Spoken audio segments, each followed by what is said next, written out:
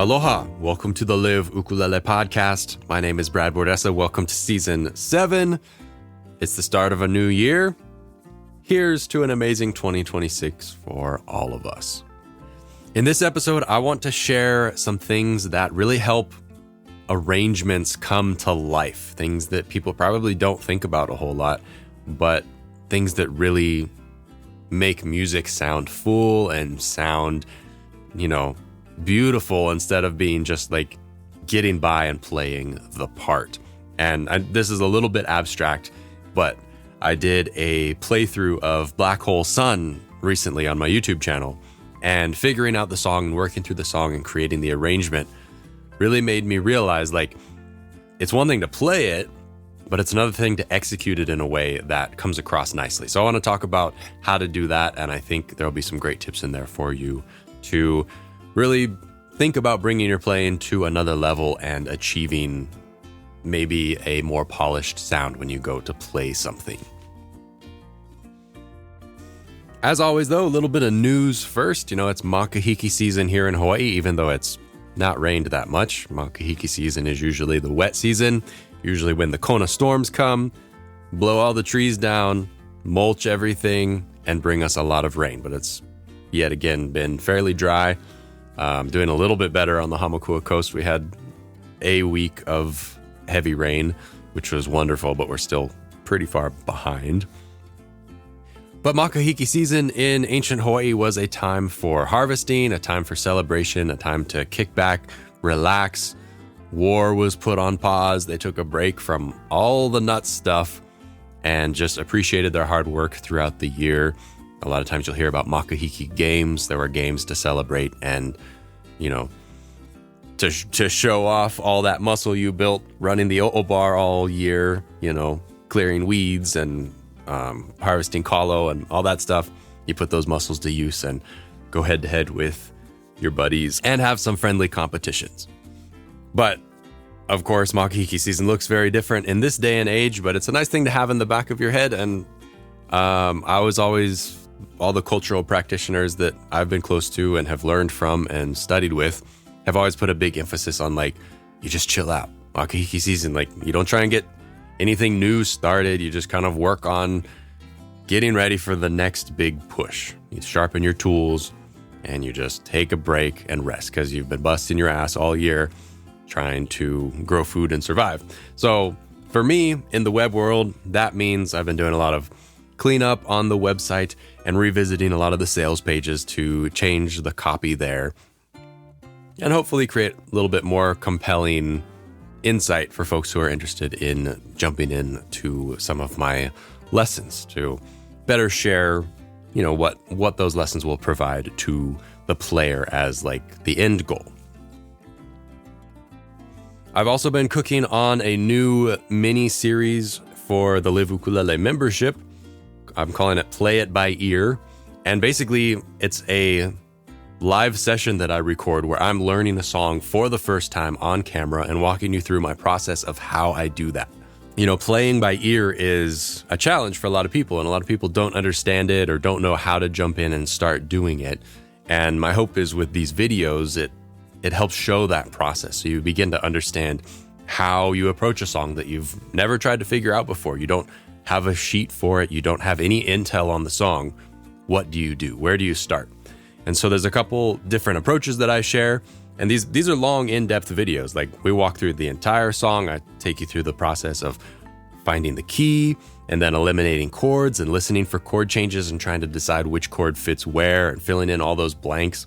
And we kind of work together through the process. And if you want to be more involved, it'd be a great opportunity to watch a little bit and then pause and then try and figure things out yourself and then watch and see what the answer is.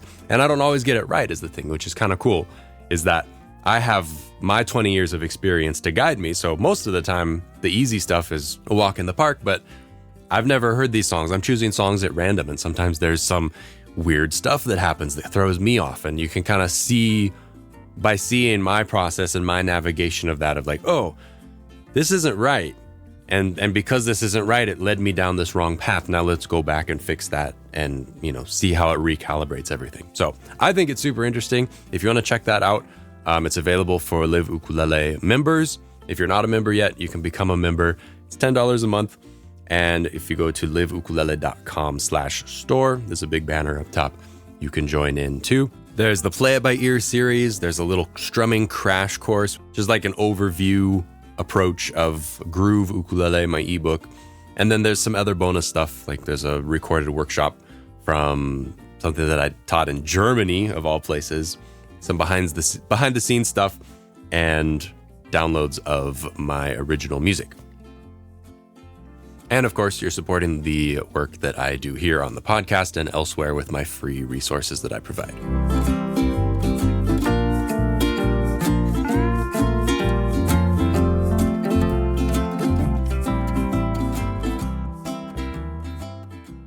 All right, so the main theme of today's episode is playing things that sound nice. There are a lot of ways as you're playing something to shortchange the possible outcome. And this is a lot of stuff that you don't think about unless you kind of stumble across it and you hear how it sounds the right way or a nice way. And then once you realize what it adds, then you can incorporate it. But if you never think about these things, it might kind of go over your head some of the time. So I went to see Tool on Oahu a couple of weeks ago, which is very exciting. We don't get a whole lot of great musical acts like that coming through. And it was stupid loud, of course. Very glad I brought earplugs. But seeing those guys on stage playing music, very complicated technical music at such a high level and doing it so easily was really inspiring to see. So I came home and I've been figuring out a couple of like more rock songs than I normally would. And I've been trying to do a little bit more baritone stuff to throw a bone to the baritone players. So I've been playing some things on baritone. I posted up a playthrough of Black Hole Sun the other day, which is pretty cool. There's a tab to go along with it. If you want to check that out, you can find it in the changelog of liveukulele.com on the homepage. But there's a Tool song that has a cool riff. It goes something like this.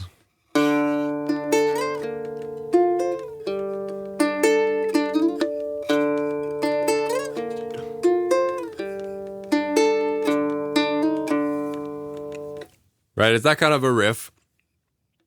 And it took me a long time to figure it out because, of course, guitar stuff and low guitar stuff doesn't actually fit on the range of the ukulele. It has to be moved somewhere else. So the low D of the baritone is actually an octave down drop D on a electric guitar in this situation. But there's a lot of stuff in there where there's stretches and your fingering of the part has to work. It's not super easy to play. So there's a lot of technical points where you might bail out. You might wimp out on the commitment to a part because you're worried that your fingers aren't going to get to the next part in time. So a lot of it is like the sustain and the legato of what's happening. And because this was written on electric guitar, I can only imagine that the way he's playing it is a lot more ringing strings. He's playing the separate notes across more strings than you're able to on the baritone ukulele. And because of that, you get this super legato sound where the whole thing rings out. So the first thing that I had to do when making this work was figure out a way to play it where it sounded legato and it sounded smooth. Legato is when the notes ring for as long as possible up until the next note starts. Staccato is where you cut them off, right? So if I play this legato,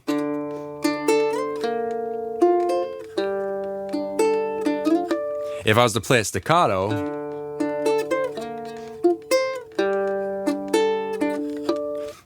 like that's exaggerated, but that's the difference between the two. Is the start point of the note is the same, but how long the note continues is where you get the difference between legato and staccato. Staccato is usually easier for people to play because you can stop the note and move your finger to a different place. Legato is harder because you have to be there for longer, which means you have to move faster to the next note. So that was the trick when figuring this out, is how do I get the most mileage out of this part, get the most legato sound while also hitting the notes that I need to hit that aren't necessarily lined up very nicely for this tuning. All right? Because what I would like, I'm playing for reference here, let's see if this works, how this works on the podcast to explain this and play it. But I'm playing basically a 3-note chord here that's arpeggiated. So 3 notes on 3 strings. And then for my last note, I'm sliding up a few frets. That's the movement. And what you'll hear is that the low D string remains ringing underneath. So that sort of gives the illusion that the legato effect is continuing, that things are ringing through. And because I have that open string, I can shift while that's ringing and still get the effect that things are continuing along. Right? It sort of, it covers up the fact that you're losing that octave note there. And skipping from here to here, of course, but also that this note stops when I make that slide. The alternative way to do this would be to find a place to play all of those notes at the same time. So you would play one, you have 4 notes happening in that little pattern there, including the slide, right? 1, 2, 3, 4. If you can figure out a way to put them all on the instrument at the same time, 1, 2, 3, 4, now that's a full chord. Everything rings the whole time. But what I found when I was doing that is that that doesn't sound articulation-wise. Like this is really fine details. Most people would play this and say, oh yeah, that sounds the same as. But the execution and the way that the second one there, the one that I've been playing, the way that that articulates, it's cleaner. All that's happening is the low D rings, and then towards the end of the line, when you get to the highest note, there's the high note and the low note ringing. That's it. There's no middle notes. Whereas if you play it all together, it's a lot more complicated to try and mute the notes that you don't want to hear. So it's easier to reposition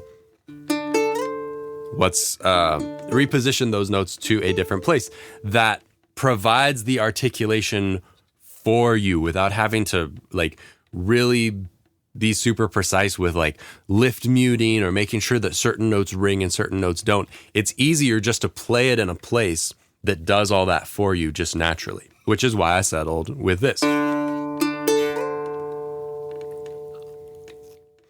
Okay, and then the next part of the riff, it moves to a different chord. And this is a stretch, the way that I'm playing it. And the reason I'm stretching is because there are 2 differences here. I could play it this way with the stretch, or I could play it this way where it's just a little bit more natural to play. But to me, the difference is this note I'm playing on, in this case for baritone, it's the G string. I'm playing this note on the G string lower, and I'm playing this note on the D string higher. And just the way that it rings and the way that the note blooms and the way that the note works in relation to the other notes,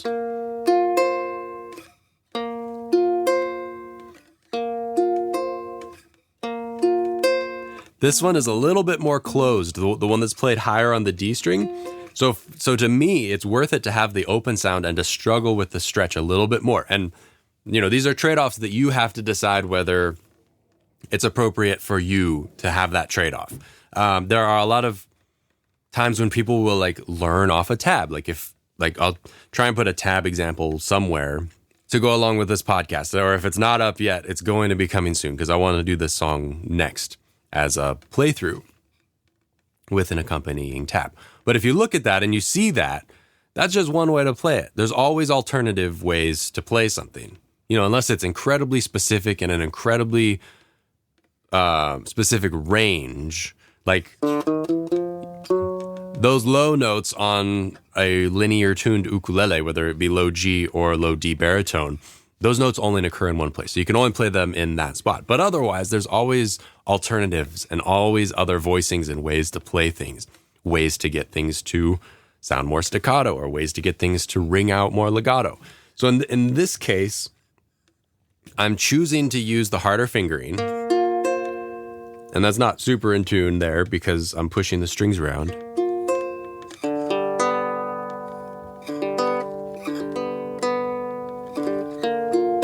That's better.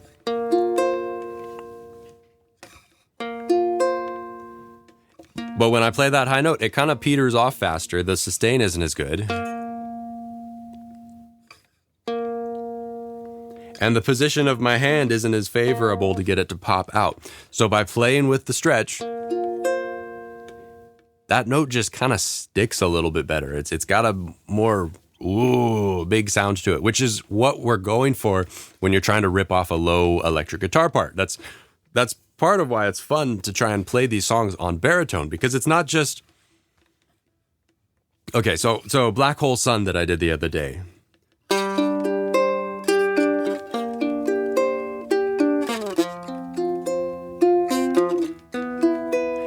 Right? That's basically note for note an octave higher of what the arpeggio guitar is doing in that song. But if you were to take that and try and play it on tenor ukulele, even if you were to play it transposed, so you got the most low end out of that ukulele, right? Because the lowest note for this song and this part is the open low D string. It's already pretty high compared to what you're trying to emulate from the guitar. Like, that should be a whole octave down. But if you go and you play it on tenor ukulele, it's going to be even higher. It starts to sound kind of goofy almost, playing it that high. And some people are super okay with that. Like, you hand that off to the Ukulele Orchestra of Great Britain, they're like, awesome, we'll play it 2 octaves higher. And they just do that. And that works for some presentations. But for me, like, what I want to capture is the oomph, like the of the part that you get from the low tuning of the guitar compared to the ukulele. So trying to capture that is part of the challenge that I appreciate when I come to play that stuff on baritone ukulele. So that's what I'm going for, is to try and get that big sound, even if it's harder to play it and to make that happen. You know, granted, for some people who are a little bit more beginner, they're not going to be going for the perfect representation. They're just trying to play it at all, right? And that's fine too. But once you start to get more comfortable playing something, you start to think about these more advanced aspects that bring something to life. You know, you could play it any old way, play the notes anywhere on the instrument that are easy, but it might not articulate in a way that matches the music. It might not sound the same. Just like if you go to like a karaoke bar, like, you hear people sing songs in goofy ways because they haven't matched the articulation of the phrasing or, you know, phrased things how the song is. There's a lot of hack and slash interpretation that's happening, either because they don't realize what is going on inside of the singing to make the song happen, or they're not able to. You know, it's just the detail stuff, but that's maybe a good analogy for what I'm going for here. Is it's the kind of the difference of, even if the karaoke guy is singing something with really nice tone and sounds pretty good, but something's just not right, like it just doesn't sound like the song, that's probably why. It's probably like an approach thing. It's an articulation thing, and the choices that are being made are not the right ones to present the song in a way that emulates what originally happened. Not saying that changing things is bad, but if you're going for an exact representation, which to my understanding is kind of the karaoke thing, like that's what you're going for, is to like sound as much like the original song as possible. I don't know. I don't sing karaoke. But like, if that's what you're going for, there are steps you need to take to try and match that.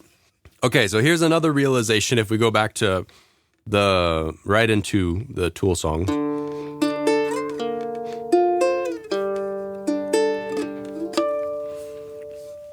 One of my realizations is in that second piece,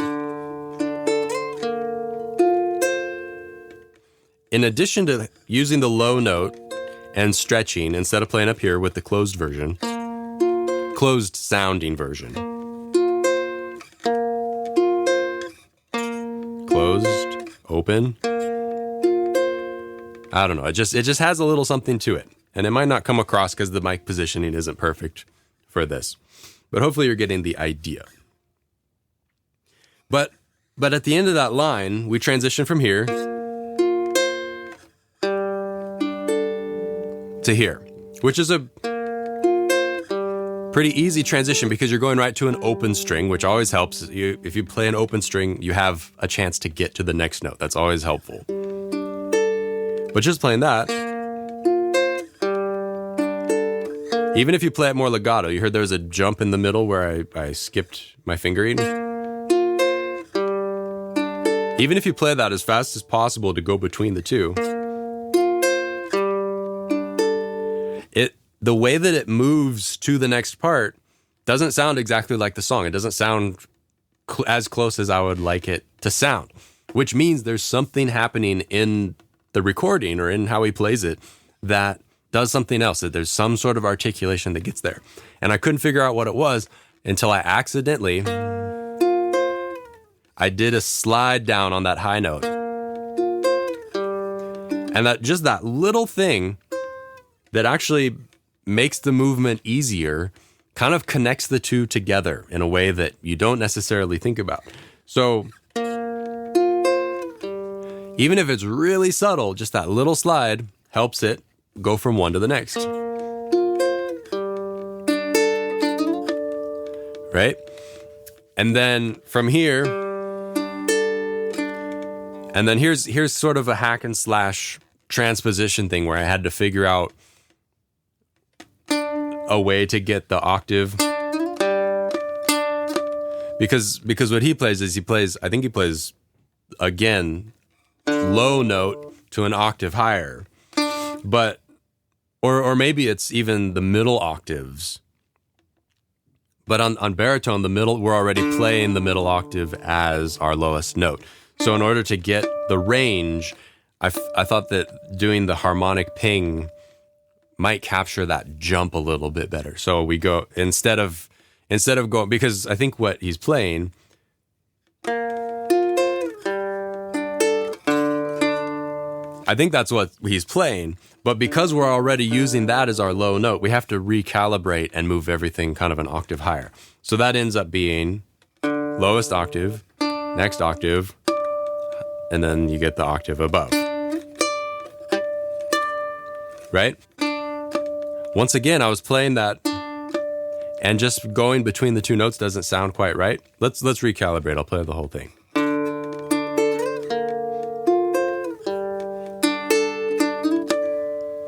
And going between the two,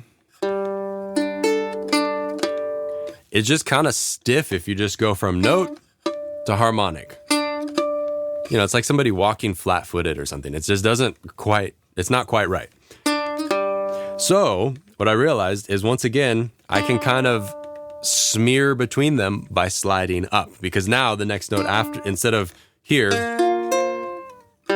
where the next note is lower and I'm sliding down to it, down towards it, not to it, down towards it. If I slide up, I'm creating that momentum going upwards towards the next note that I'm going to play. And in a lot of cases, that really helps kind of just roll things into where they need to be and what sounds good and what feels good. Because it's one thing to play the notes, it's another thing to play them in a way that comes across musically. And so this is the very fine detail stuff that you start to think about once you get more comfortable just playing the part or just playing at all. Like being able to, this is not, if you're a very raw beginner or even just a beginner, advanced beginner, this is probably not something you're going to focus on. This is more for the intermediate and advanced players. Because beginners are just focused on technically making it work. Like making the notes and the chords happen at all. And that's great. You got to just get the motions out of the way. You got to play the motions thousands of times before you get comfortable with them and can take them to the next level. But then once you're comfortable doing something, then you can start to think about, well, how does this go together to become music? And that's when things get really interesting. And I think this is where you lose the interest of some folks because they equate playing music to playing the notes. And it's like, well, I can play the notes. Like, I'm done. Like, this is boring now. But the next step is to take the notes and to make the notes say something, and just the way that they play and the details of it make them come alive in that way. And to me, all the great players that you've ever listened to, they have a way of making the notes become something more. Because most of the great music you listen to, it's not super complicated. Like, anybody can learn to play it for the most part.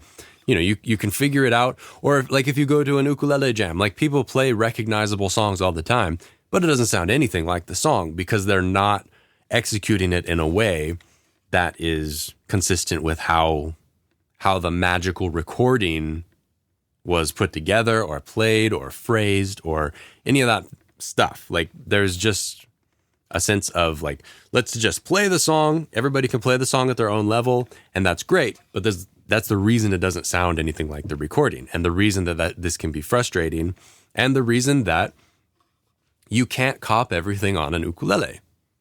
Like, you just can't. Like, there's some things like you can play it, like figure out a way to transpose the notes and make it work. But there are, countless different covers, and I've done some myself, done plenty myself, where you figure something out. Like, I'm playing this, I'm trying to make like a solo arrangement of this, or I'm trying to sing this song or whatever, and it just doesn't work because you can't figure out what the articulations are to make it sound like music, right? And you have to bail on the idea. And that's just the way it is. But taking a minute to dive into this more nitty-gritty stuff, I think to me, that's the magic. Like, that's what really makes it exciting to figure out a song. Like, okay, I can play the thing.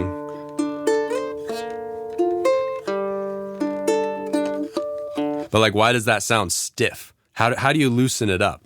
And I think this is why a lot of people struggle to play Hawaiian music, is because there's so many things between the lines that's all like articulation and sway and like the way you move from one thing to the next and the rhythm you use to go from one thing to the next. And that's why when, people who aren't familiar with Hawaiian music play Hawaiian music, even if they can play all the notes, it just sounds stiff, like you have big cardboard tubes on your arms and you can't bend at the elbows. Like, it just sounds stiff.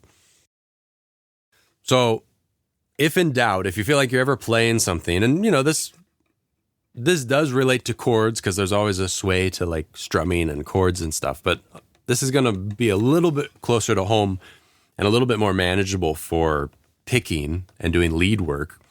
But if you're playing something and it doesn't quite feel right, that's a great opportunity to really break it down. My impression is that most people don't take enough time to play things like really slowly and really see what's going on and really feel what's going on and really understand what the options are for expressing even a simple thing, right? So like, if this is performance tempo,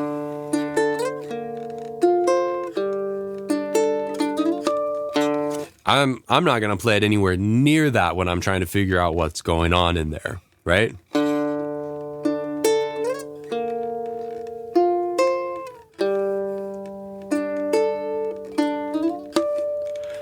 Right? And if you can't make it kind of sway with that much time to work with, right? By slowing down the tempo, you have more time to do things, time to move your hand, time to do some articulation, time to something.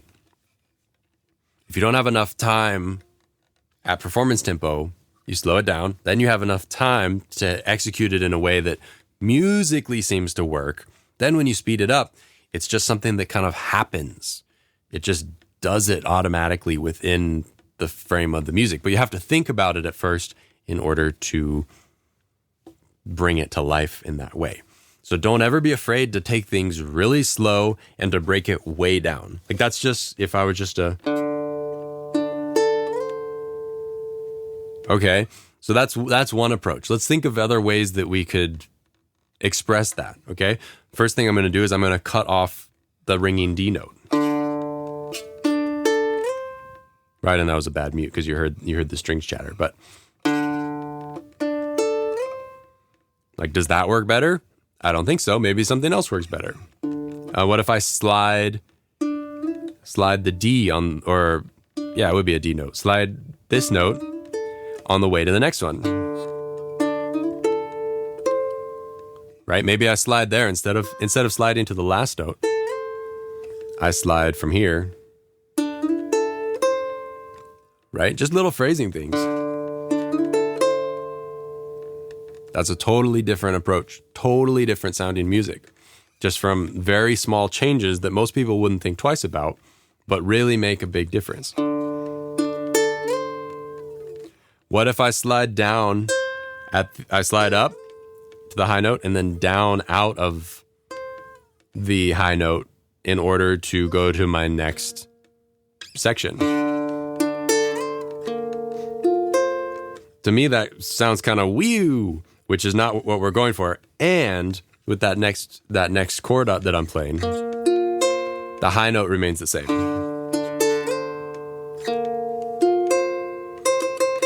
That one stays the same.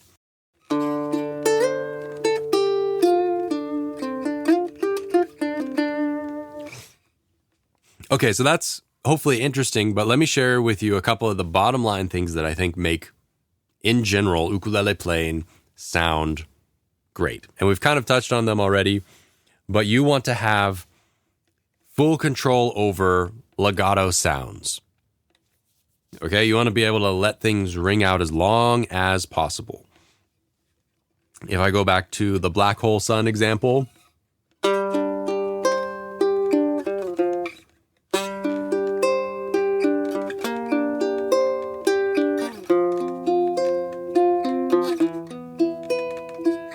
those right here, those are also nasty stretches. And it would be easier to roll my hand and lose the low notes. But it changes the sound.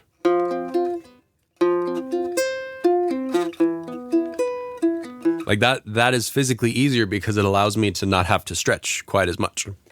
So to me, it's worth it to, you just suck it up and you hold the stretch the whole time. So when you get back to the beginning, this low note has rung the whole time.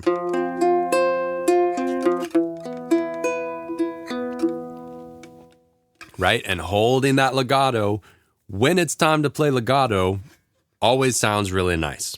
Of course, there are moments when you're not going to play legato. You're going to make something staccato. And that's going to lean more on like your ability to lift mute and articulate in that way. But typically that's easier to play because you stop the note and you can move to the next note. Like you have more time to kind of get on and off of the bus as far as moving your hand to the next position. But keeping things legato is a super big deal. Tied with that is kind of the second thing, which is to get as much low end as you can out of the instrument. That makes it sound full, makes it sound warm. It's the reason a lot of people like playing with a low G string is you get some extra notes and you have, you know, something to hit that holds down a low end. Bonk. So when you're playing, you don't want to sacrifice that as much as possible, which is why, like, my preference when I'm putting together a solo arrangement is something like angle chords. Like if I want my chord to have this as the high note, okay, I'm going to play something like this because that sounds big and full and you get to use the open strings and you're spanning a lot of the instrument and you're getting the low end, as opposed to grabbing the first chord that comes to mind that has that melody note at the top. Like just listen to the difference between this and that. Like it's night and day. Closed, open and big. So just tonally, if you can try and incorporate that low end as much as possible, that's great. That's why people play in certain keys on the ukulele. And that's why, like for instance, the key of C gets overused and the key of G gets overused, because those keys conveniently put open low strings right where you need to use them. You don't have to always fret everything. You can use those low strings. But even if you're playing in a funny key that doesn't have as many open strings, you can still get that low sound and that warmth by sticking to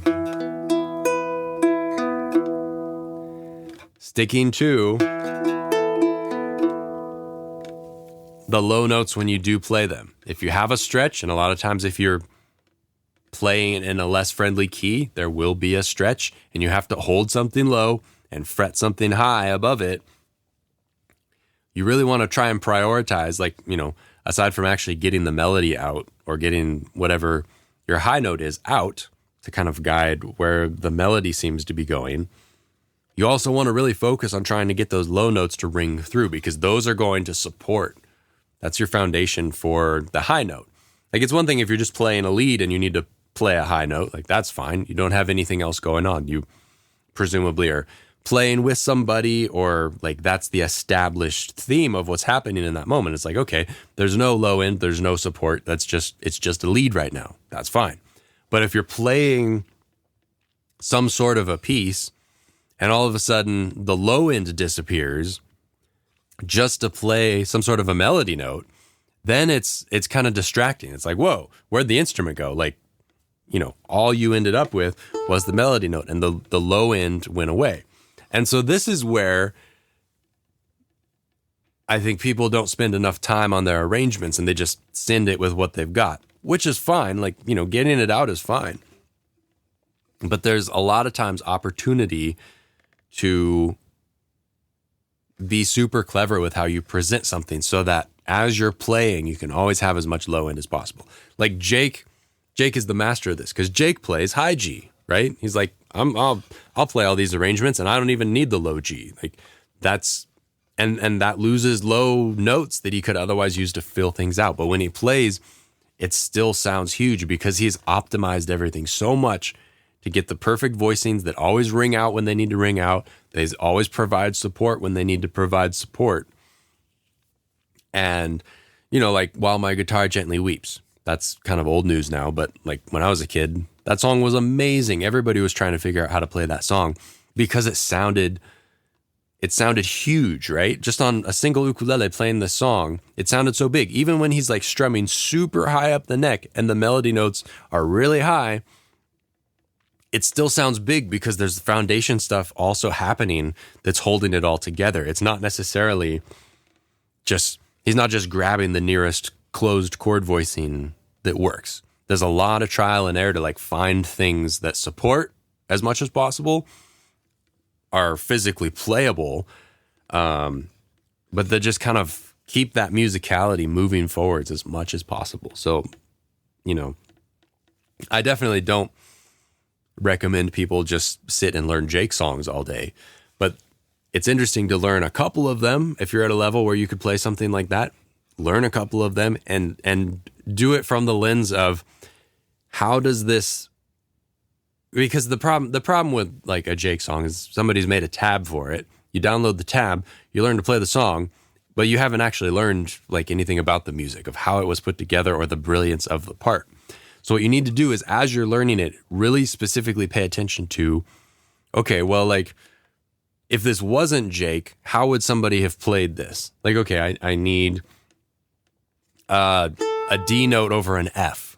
Okay, I'm gonna play, I'm a baritone here, so the pitch is off. I'm thinking in G, C, E, A. But if, like, are you just gonna play a bar on the 5th fret? Like, is that your approach? That sounds super bland. Like, what is the alternative? Are you gonna add the stretch and play the normal F on the bottom and stretch to the D?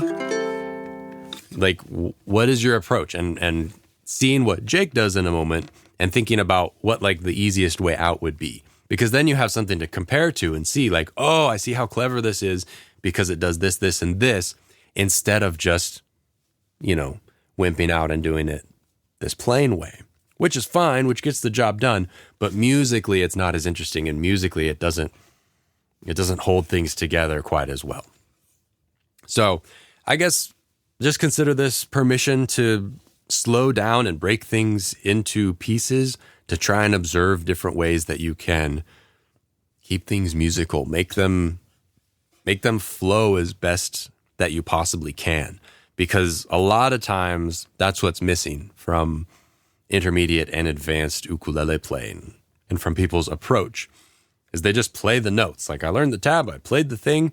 Because I learned this tab, I must be an advanced player. But like, the presentation has to match the notes that you're playing, right? If you're playing advanced notes, you also need to be presenting advanced music to match it. Otherwise, it just sounds like you learned it off of the tab and you're not interpreting it and bringing it to life. That's why we do this, is to bring music to life.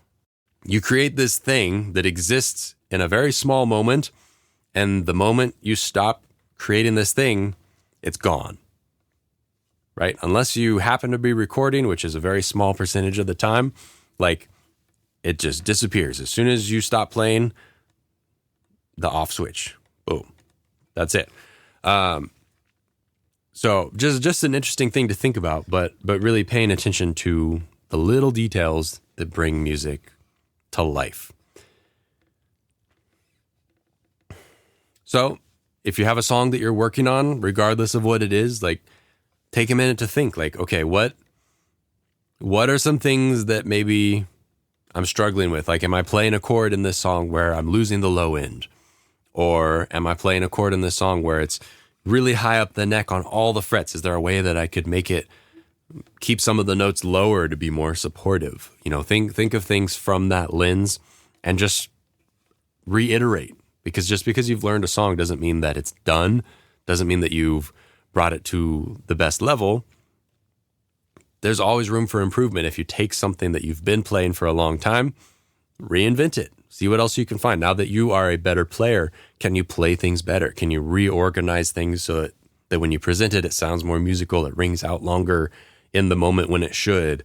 Or can you get that chord voicing to work in a lower register? Like all of those things are more advanced perspectives that are not necessary, but do help to take your music to the next level.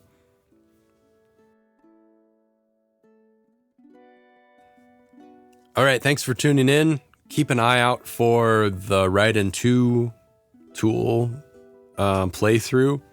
Kind of a fun format. I found moises.io, which I know Chuck has told me about in the past. I recognize the logo. But it's pretty cool. It allows you to like -1 tracks, subtract tracks from just a single file, like the file you have on your computer to play a song.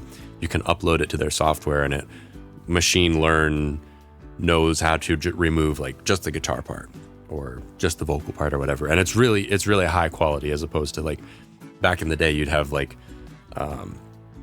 the center image delete. Like you could sing karaoke over your favorite songs because almost always the lead vocal is panned right down the middle. And if it was panned exactly right down the middle, it removed it from the sound. And it, you know, that sometimes works and sometimes didn't. But this one is much higher quality software and definitely represents this age of technology where we can lean on these things, and has a built-in metronome, and you can adjust the tempo of the whole thing and the key, I think, as well. Seems like a cool bit of software.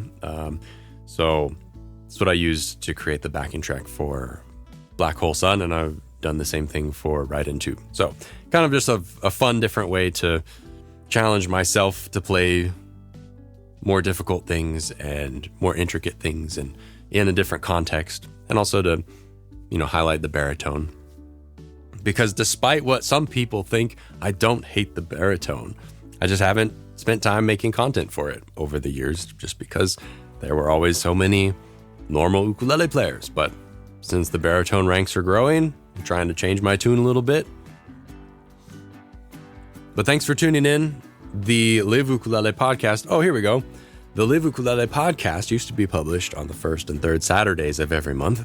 But since this holiday break that I've been taking and recalibrating and thinking and having missed quite a few deadlines last year with the podcast, I've decided the podcast is now once a month.